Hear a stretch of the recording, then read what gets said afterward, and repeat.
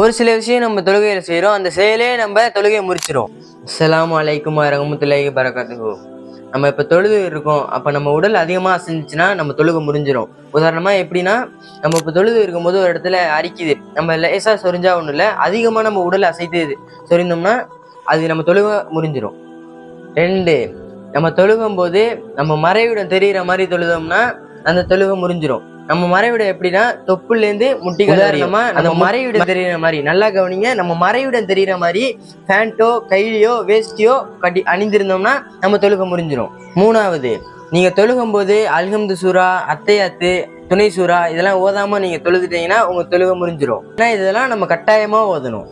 4வது, நம்ம தொழுகையில கிப்லாவை நோக்கி தான் தொழுகணும். கிப்லா இல்லாம வேற திசையை பார்த்து தொழுதோம்னா நாங்க தொழுகை முடிஞ்சிடும். அது மட்டும் அல்ல, நம்ம தொழுகையில வெடி சிரிப்பு சிரித்தாலோ அல்லது முணங்கினாலோ பேசினாலோ நம்ம தொழுகை முடிஞ்சிடும். இது மட்டுமல்ல, இன்னும் 10 விஷயம் இருக்கு.